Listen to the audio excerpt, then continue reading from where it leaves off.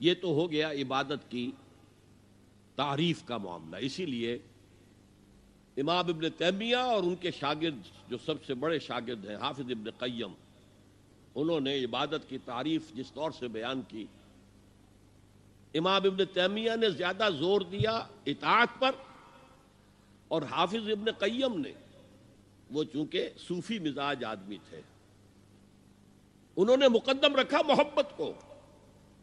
العبادت و تجمع اصلین، عبادت دو بنیادی چیزوں کو جمع کرنے سے وجود میں آتی ہے. غایت الحب مع غایت الذل والخضوع، حد درجے کی محبت اللہ کی اور حد درجے میں اللہ کے سامنے بچھ جانا، گر جانا.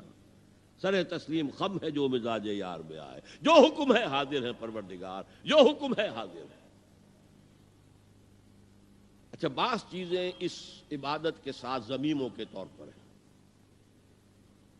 مثلا دعا، الدعاء مخ العبادہ، اور یہ بھی فرمایا الدعاء هو العبادہ. دعا جو ہے وہ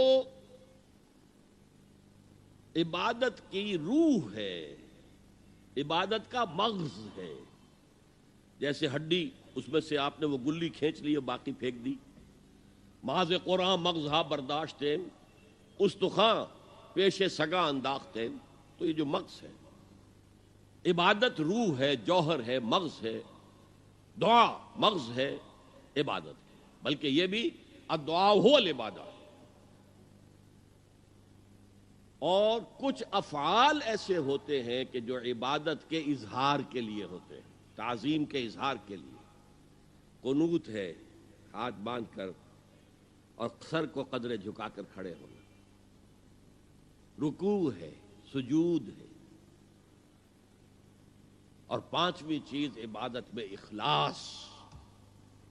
کوئی ریاکاری نہ ہو، کوئی کسی کو دکھانا مقصود نہ ہو، کوئی اپنی شہرت مطلوب نہ ہو، کوئی اپنے زہد و تقوی کا اشتہار دینا مطلوب نہ ہو. اخلاص. اب ان 5 حوالوں سے میں آپ کے سامنے شرک فی العبادت کیا ہے.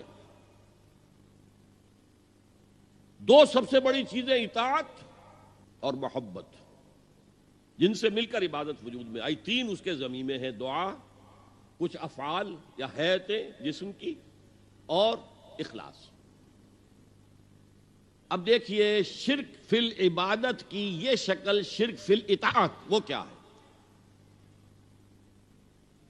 اللہ کے سوا کسی اور کی اطاعت جس سے اللہ کی معصیت لازم آتی ہو، شرک. لا طاعت لمخلوق فی معصیت الخالق، مخلوق میں سے کسی کی اطاعت نہیں ہوگی یہ اس معاملے میں جس میں خالق کی معصیت لازم آ رہی. ہاں، خالق کے احکام کے اندر والدین کا حکم بھی مانو، اطاعت کرو. اساتذہ کا حکم مانو، کسی اور کو اپنا لیڈر مانا ہے اس کا حکم مانو، لیکن ناٹ بیونڈ. وہ جو سرکل ہے کتاب و سنت کا، اس سے باہر نہیں. لا طاعت لمخلوق فی معصیت الخالق، یہ آپ الجبرے کے فارمولے کے طور پر اپنے سامنے رکھیے. اب اسے اپلائی کیجئے. جیسے فارمولوں کے ذریعے سے پھر بڑے بڑے وہ سم جو ہے وہ حل کیے جاتے تھے سوالات. صبح کا وقت ہے، آنکھ بھی کھلی ہے، کوئی اذان کی آواز بھی کان میں آئی ہے.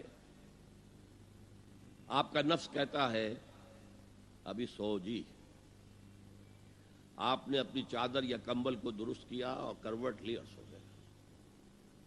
یہ کیا ہے؟ آپ نے کس کا حکم پیچھے پھینکا اور کس کا حکم مانا؟ اللہ کے حکم کو پیچھے پھینک دیا، نفس کے حکم کو آگے رکھا. یہ شرک.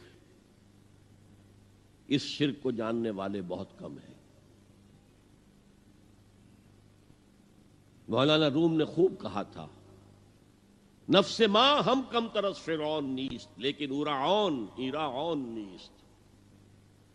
میرا نفس بھی فرعون سے کم نہیں ہے. فرعون نے کہا تھا نا الیس لی ملک مصر وہذہ الانہار تجری من تحتی، کیا اس ملک کے مصر کی حکومت میری نہیں ہے؟ اور سارا جو یہ آب پاشی کا نظام ہے، انہار کا نظام ہے، وہ میرے کنٹرول میں نہیں ہے؟ جس کا چاہوں موگا کھلا رکھوں، جس کا چاہوں بند کر دوں۔ یہ تھا خدائی کا دعویٰ، انا ربکم الاعلی۔ تو مولانا روم کہتے ہیں میرا نفس بھی اس سے کمتر نہیں ہے۔ وہ کہتا یہ جسم میرا ہے، اس پر میرا حکم چلے گا، میں نہیں جانتا کون اللہ کون رسول، کیا حرام کیا حلال۔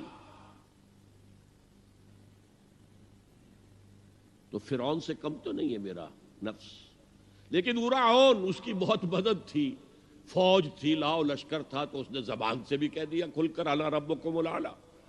میں مسکین ہوں، غریب ہوں، میرے پاس کوئی طاقت نہیں ہے، میں زبان سے تو کچھ نہیں کہہ سکتا، اندر سے میرا نفس یہی کہتا ہے۔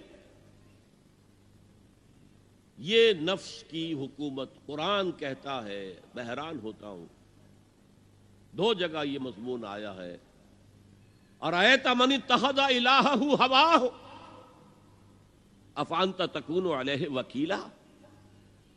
اے نبی تم نے دیکھا اس شخص کو، اس کے حال پر غور کیا جس نے اپنی خواہش نفس کو اپنا الہ بنا لیا ہے۔ اللہ اکبر، الہ لا الہ الا اللہ، کلمہ توحید کا مرکزی لفظ یہاں آ رہا ہے، من اتخذ الہہ ہواہ، جس نے اپنی خواہش نفس کو اپنا معبود بنا لیا، الہ بنا لیا۔ افانت تکون علیہ وکیلا، کیا آپ ایسے شخص کی کوئی ذمہ داری لے سکتے ہیں؟ سود حرام ہوا کرے جی، حرام ورام، ہمارا دھندا جو ہے وہ آگے بڑھ نہیں سکتا، تو اللہ کے حکم کو پیچھے ڈالا، نفس کے تقاضے کو آگے رکھا۔ کون معبود ہے آپ کا؟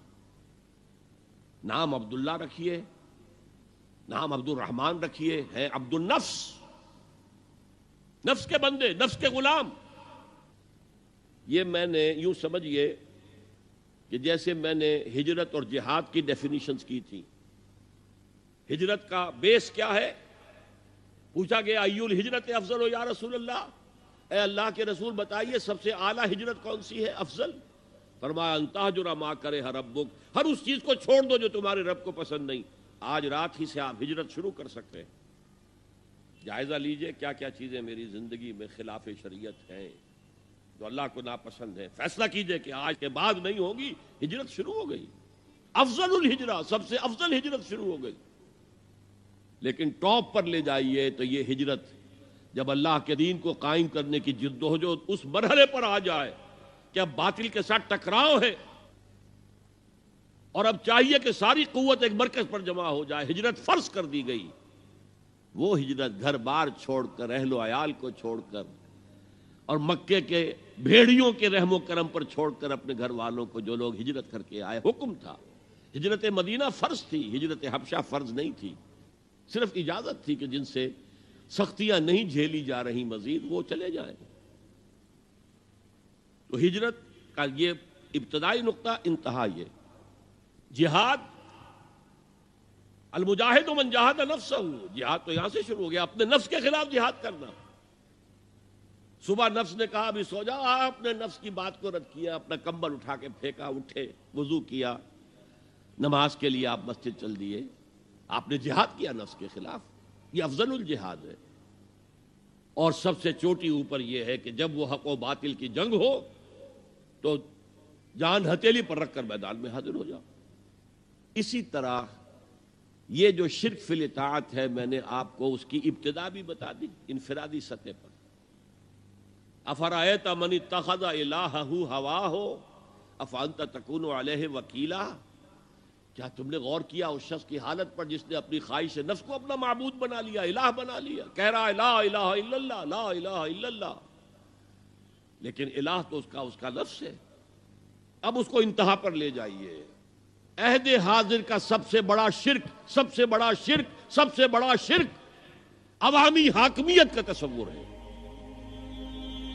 حاکم اللہ کے سوا کوئی نہیں، ان الحکم الا للہ۔ ظاہر بات ہے فرعون نے اگر دعویٰ کیا تھا میں تمہارا خدا ہوں، انا ربکم الاعلی، تو کیا اس کا مطلب یہ تھا کائنات میں نے پیدا کی ہے، تمہیں میں نے پیدا کی ہے؟ ذرا سوچیے،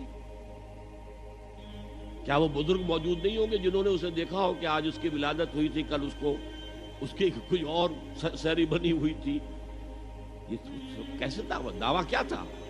میرا حکم چلے گا، میں نہیں جانتا. الیس لی ملک مصر، مصر کی حکومت میری ہے کہ نہیں؟ یہ دعویٰ تھا، یہ خدائی کا دعویٰ. کسی زمانے میں وہ فرد ہوتے تھے، نمرود ہوتے تھے، نماردہ، فراعنہ. جمال عبد الناصر نے نعرہ لگایا تھا نحن ابناء الفراعنہ، بڑے فخر کے ساتھ ہم فرعونوں کی اولاد ہیں. اور صدام نے لگایا تھا نعرہ نحن ابناء النماردہ، ہم نمرودوں کی اولاد ہیں. عراق کے بادشاہوں کا لقب نمرود تھا اور مصر کے بادشاہ فراعنہ تھے، فرعون تھے. شہنشاہ سے بہتر